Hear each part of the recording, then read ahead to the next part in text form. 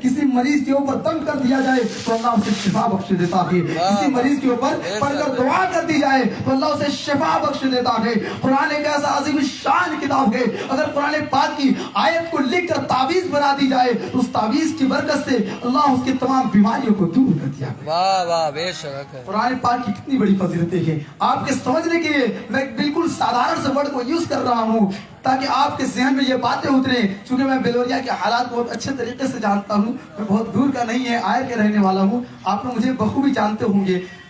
और कुरान पाक की फजीलत के बारे में बता रहा था कि कुरान पाक के बारे में अल्लाह तबारक व तआला यही तक नहीं बल्कि इरशाद फरमाता है कि अगर बंदे को कुरान पढ़ना नहीं आता है तो कुरान पाक को सिर्फ उंगलियां फेरे, सिर्फ उंगलियां फेरे। अगर उंगलियों को फेरता है तो अल्लाह ताला उसकी बरकत से पढ़ने का भी ख्वाब देता। कितनी अजमतें हैं कुरान पाक की, कितनी बरकतें हैं।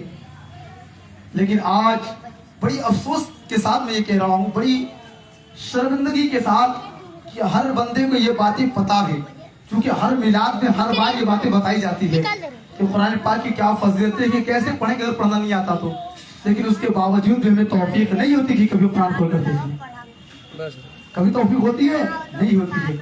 कब कुरान खुलता है?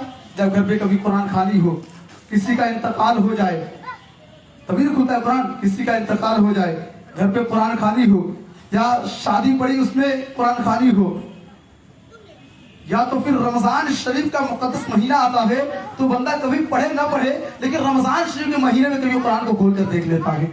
नहीं पढ़ना आता तो कुरान पढ़ने वाले के बगल में पढ़कर बैठ कर सुन लेता है। और यही तक नहीं, अगर हाफिज तरावी पढ़ाते हैं तो उनके पीछे सुन लेता है बंदा ताकि कुरान का सवाब मिलता है। वाह वाह बेशक। कुरान शरीफ नहीं पढ़ पाता तो कम से कम सुनने का सवाब उसे मिल जाता है। लेकिन कुरान पाक के बारे में पहले अल्लाह तबारक व तआला का इरशाद है, वरतिल कुरान तरतीला, कुरान को ठहर ठहर कर तरतील के साथ हमेशा पढ़ी जाए। बेशक बेशक। हमेशा नहीं, कम से कम ज्यादा नहीं तो रोजाना एक सफा का मतलब सिर्फ एक तरफ का, उतना खोलकर रोजाना कम से कम उसे देखी जाए। वजू कर ले बंदा, नमाज पढ़े फजर की, और कुरान पाक को ये आप प्रैक्टिकल करके देखें, आप करके देखें इंशाअल्लाह बरकत कितनी आपको मिलती है। कुरान पाक को सुबह के टाइम आप फजर के टाइम उठें, अगर साफ हैं, जिस्म पाक है तो ठीक है, वजू करें, नमाज पढ़ें। अगर साफ नहीं है तो गुस्ल करें। सुबह के वक्त नहाने से ज़हन भी फ्रेश होता है और कई फायदे होते हैं नहाने के। आप सुबह उठें, गुस्ल करें, वजू करें, कुरान पाक नमाज पढ़ लें, नमाज के बाद कुरान को खोलकर सिर्फ एक सफा, पढ़ने नहीं आता तो उंगलियां फेरे और कहें सब सही है, सब सही है, सब सही है। वाह वाह वाह वाह। उंगलियां फेरते जाएं, कितना कहते जाएं, यकीन जाने अल्लाह तबारक व तआला इसी की बरकत से, क्योंकि कुरान अल्लाह की ज़बान होती है और अल्लाह की ज़बान कभी झूठी नहीं हो सकती। अल्लाह की ज़बान कभी झूठी नहीं हो सकती। अल्लाह तबारक व तआला की जब ज़बान है कुरान पाक, और उस ज़बान को हम ये कहते जाए कि अल्लाह तूने जो नाजिल कर दिया, तूने जो हम तक भेज दिया, अल्लाह ये सब सही है, सब सही है।